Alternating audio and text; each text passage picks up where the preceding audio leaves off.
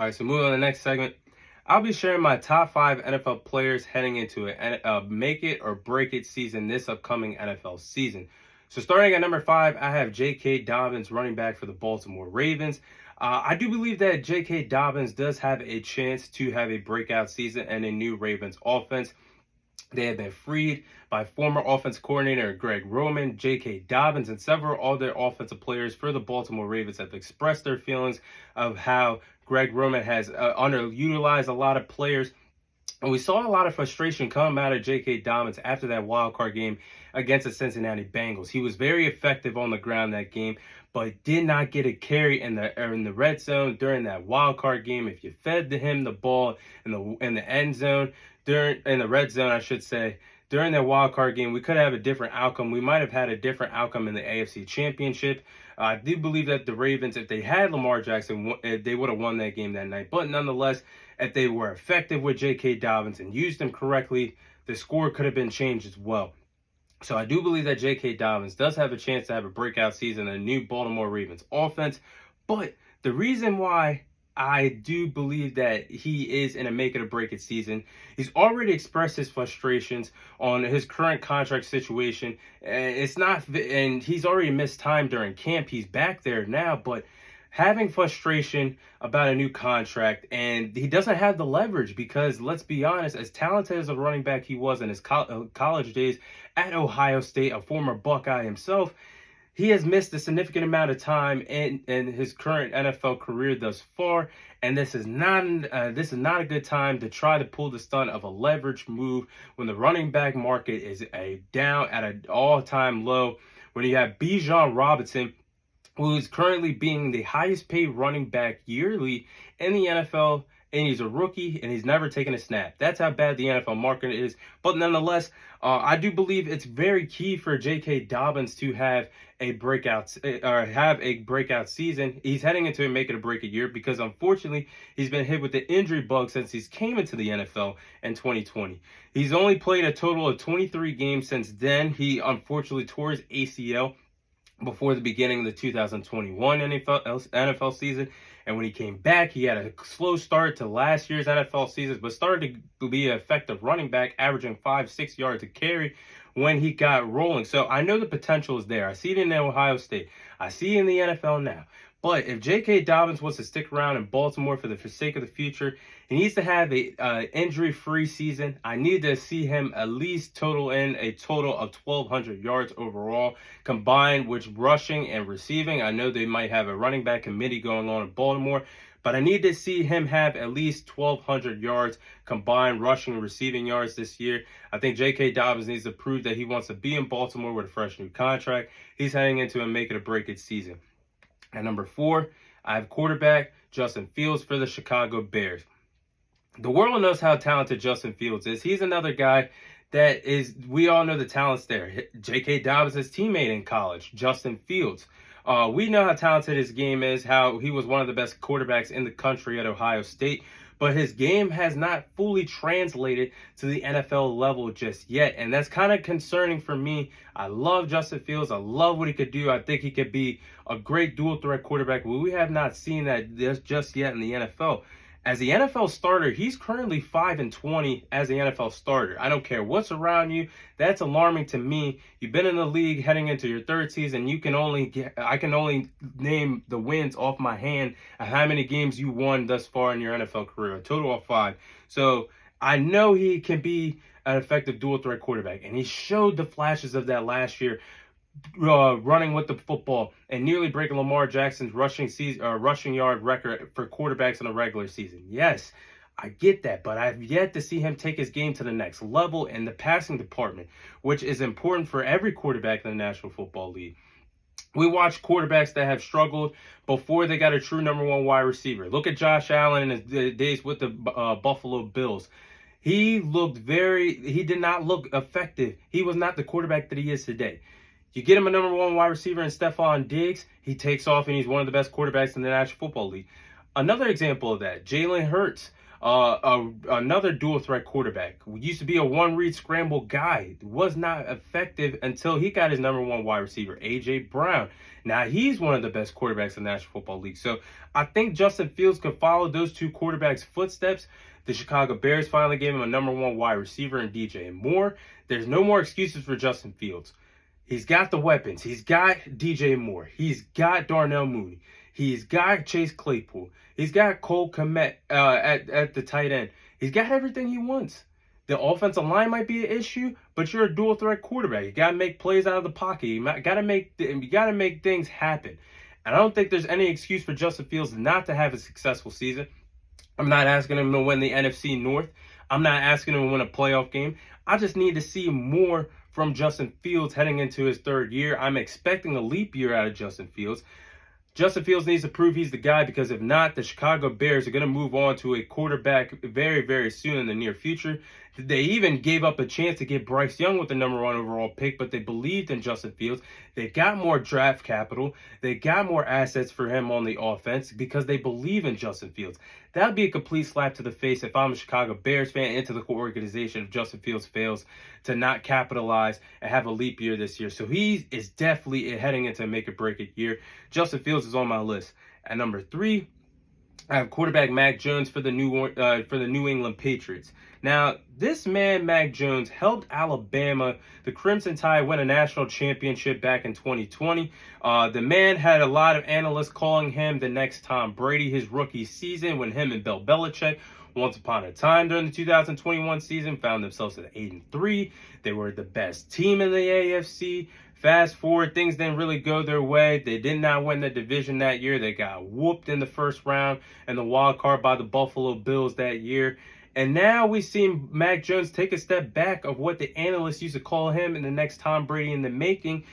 He did not, and I can't. This is where I'm gonna chop my gums in this one. I don't think that it was a great decision for Bill Belichick, someone that knows football, to put Matt Patricia, who is a defensive-minded head coach, pair him up with Joe Judge, who is a special teams guy. Those two guys should not be having offensive playbooks in their hands. They're not offensive guys. They're not play callers. They're in different departments in football. Matt Patricia, defensive guy. Joe Judge, a special teams guy. Why are they calling the plays for Mac Jones, who was in his sophomore season last year? So that is one of the reasons I do believe that Mac Jones did have take a step back last NFL season. But at the same sense, Mac Jones did not look very good at all last season compared to his rookie season. Bailey Zappi, who was a former fourth round pick in the 2022 NFL draft, came in at times to look better than what Mac Jones was producing into the offense. So that's alarming to me as well. I do believe that if Mac Jones does not turn around, he will be benched or traded by Bailey Zappi, and he will be traded by next NFL offseason if he can't get it together. I need to see Mac Jones have a leap year this year as well. Just like Justin Fields. I'm not asking you to win the AFC East. I'm not asking you to win a playoff game. But I need to see more than what I saw in your sophomore year after the analysts and the media were calling you the next Tom Brady in the making.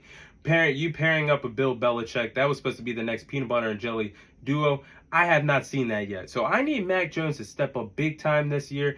He is definitely heading into a make-it-or-break-it year.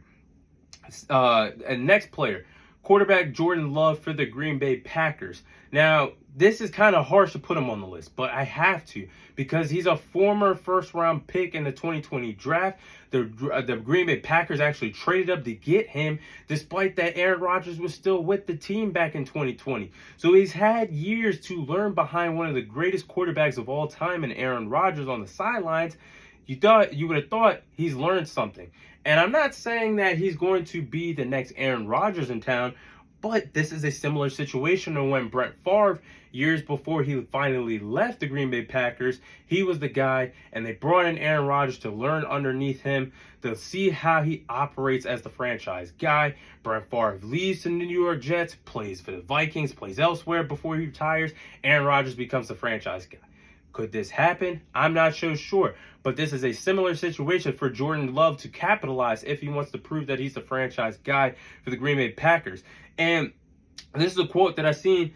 Teammate Romeo Dobbs said, and I quote, "I don't see what's the big difference going from Aaron Rodgers to Jordan Love." So what I see that what Romeo Dobbs said, I'm seeing talented wise, he doesn't see a complete, not a misstep or really a drop off from having Aaron Rodgers, one of the greatest of all time, to going to Jordan Love, someone that has yet to prove. We don't know anything really about Jordan Love. I mean, he's had one start at a rough game against the Kansas City Chiefs back in 2021.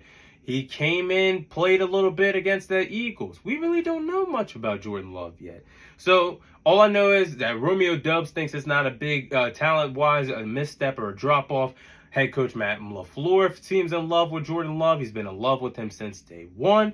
So it's going to be an interesting term of events for Jordan Love. Is it fair to show to put him on this? No. But in reality, expectations, the pressure, going from Aaron Rodgers to potentially your next franchise guy in Jordan Love, he has to be on my list because we have to find out if he's the franchise guy or not, especially for Packers fans and for the organization, because the Packers are going to have a total of 2 first-round picks.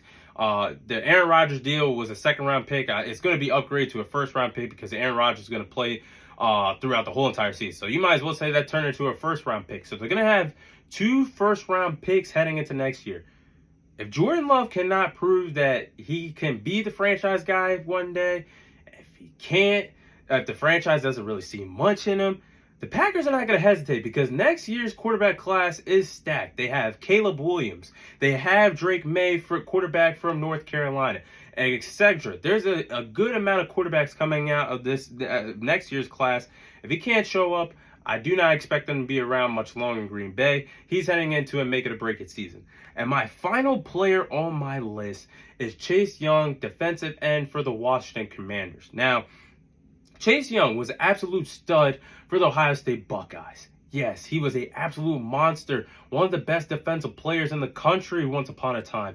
In 2020, when he came into the league, he was a great defensive production. He was a great defensive product. He was a great defensive talent. He was a great defensive guy that was supposed to be a cornerstone for the Commanders for years to come. And ever since his rookie season, he has declined for the worst. And I have not seen that Chase Young since then. He's MIA, missing in action. I don't know what's happened to him. And his future right now with the Commanders is very uncertain and heading into another season with the franchise. And I get it. He tore his ACL in 2021, halfway through the season. But before he tore his ACL, those 9 games that he played in 2021, he only had a total of 26 tackles. He only had a sack and a half, and he only had 13 pressures. I'm expecting more for someone that's supposed to be a cornerstone of a franchise that had a dominant rookie season, but did not show up. And if I'm being honest, he's a former 2nd overall pick if anybody's forgotten out there. He was supposed to be as a dominant player as what Micah Parsons is today. Mic drop. I'll say that again. 2nd overall pick. He's supposed to be as dominant as a player as what Micah Parsons is today in the NFL. And if he does not show up in the first half of the season, if things get rocky for the Commanders, I do believe that they can get a few mid-round picks for him, maybe some 3rd, 4th-round picks. I don't think he's right now at this particular moment. He's worth more than a 3rd-round pick. So they start off slow, the production slow.